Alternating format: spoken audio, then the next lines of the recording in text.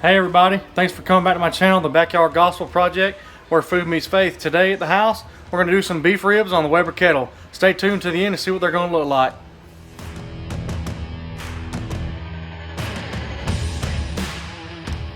Alright guys, thanks for coming back to my channel. These are the beef ribs we're going to put on the Weber Kettle today.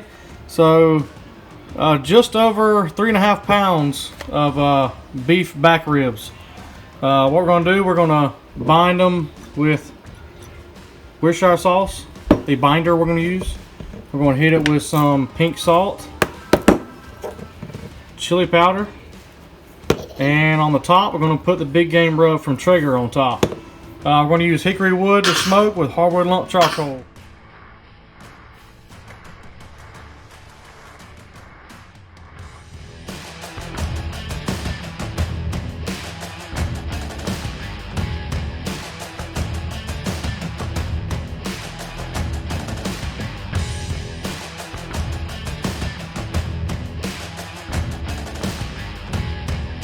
Alright guys, so I went ahead and seasoned up my beef ribs here. I can't find my tripod for my camera, so this is real world stuff here. So I'm going to hold my phone with my hand, and we're going to get this thing done. So this is what the beef ribs look with all the seasoning on top. Like I said, my binder was Worcestershire sauce. I want a bold flavor on these beef ribs. I've actually never cooked beef ribs, but I've had them, and I know the boldness comes out if you put the right ingredients on. So let's go out here and start this Weber Kettle with my hardwood lump charcoal and my hickory chunks for smoking.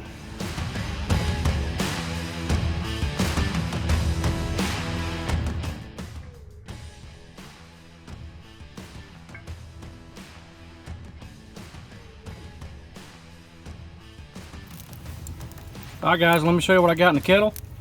I've got my charcoal baskets full of hardwood lump charcoal.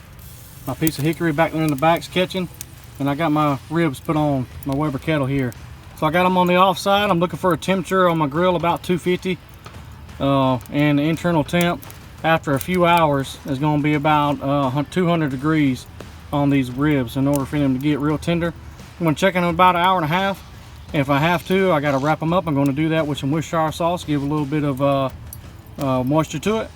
And that's it. As you see, my hickory's catching. So I'm going to shut my grill, set my vents, and bring it back here to the grill in just a little while. I'm going to show you how I'm going to do my side butternut squash mashed up. Alright guys, we're back inside the house. I got my ribs on, and we're going to do some mashed butternut squash tonight. So I've seen this little movie trick in some people's videos. I'm going to try it now because I ain't got but one hand to do this cutting and peeling this squash and dicing it up. So what I'm going to do is I'm going to dice it up. After peeling it, I'm going to put it in my Instant Pot we just got. And don't ask me about Instant Pot recipes. I have no idea how to do most of it. We just got it. But I'm going to show you how I'm going to do this squash. So here is the dicing, the slicing and dicing of my squash. Alright, there it is. Look at that. Haha. All cubed up. I'll put a few in here. I'm going to put the rest of it in here. And I'm going to put a cup of water in my Instant Pot. I'm going to leave those round pieces that have the seeds in there. I'm going to leave those like it is. It's going to cook just the same. I'm going to mash it all up. But I'm going to set my Instant Pot after I fill it up, and I put a cup of water in there for about 10 minutes on the steam, pressure cook. So I'm going to see how it works, and I'll be back with you in a minute, show you the ingredients I'm going to put in. Alright guys, it's been about an hour on these beef ribs. Let's take a look at them and see what they look like. Oh man, you definitely smell that hickory. Hickory wood is definitely burning real slow. Check it out. Look at them beef ribs. Awesome color on them. They look great. We're not going to check the temperature just yet. It's going to be a while before they get up to wrapping temperature. But looking good, guys. Check back with me in a minute. So this is the butternut squash that I cut up and I put it on. I ended up putting it on for 15 minutes. All I did was I hit manual like this in 15. So that's what you want to do. Let it go ahead and cook. Yeah, I let it vent naturally. We're going to go ahead and hit this vent. I've already done it one time. This is how you quick release all the steam come out. Watch your hand and stuff. Don't put your hand over the steam. You see that little port right there? That's where the steam comes out. Let's see what this squash looks like. Alright, see how it's good and mush. Yummy.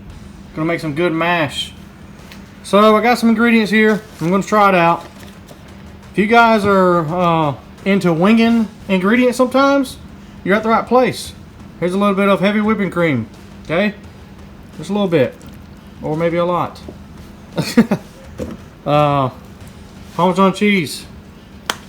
All right, a lot of Parmesan cheese. I want it to have a good bite to it. Okay, a little bit of salt. That's just regular table salt. Let me see if I can get this garlic powder to top off. Garlic powder. Boop. I love garlic powder.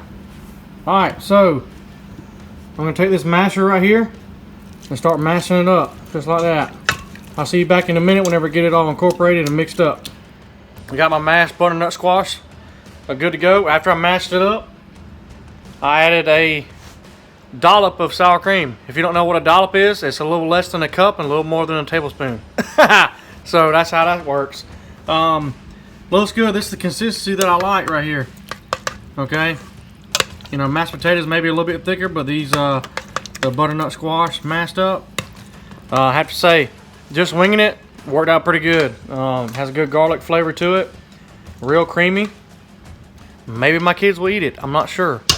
So I am very impressed with this Instant Pot. We just got it a couple days ago. My mom gave it to me, and it cooks this thing very fast. Yesterday we cooked frozen chicken breast. I think it was 15 minutes. Of course, it takes a little longer because it has a pressurizer and everything, but the timer was on 15 minutes. That was frozen chicken breast, so pretty happy with it. Let's go check those ribs on the grill.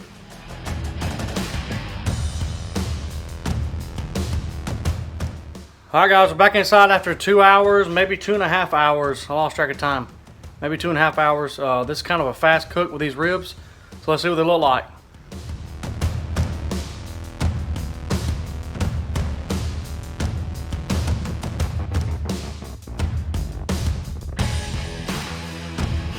Alright, so like I said earlier, the butternut squash turned out great.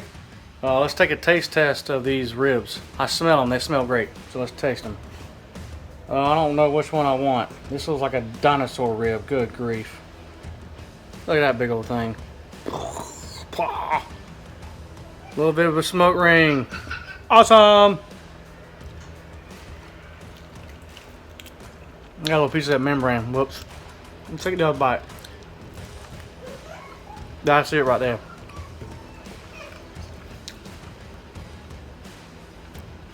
Beef ribs are great. Wow, that's really tasty. I like the boldness of the rubs we put on. And that hickory really hits it off. Hickory with beef is great. That is an amazing combination. So, last weekend.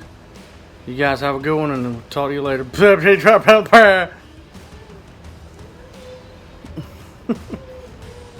Well, thanks guys for joining me, and have a great week.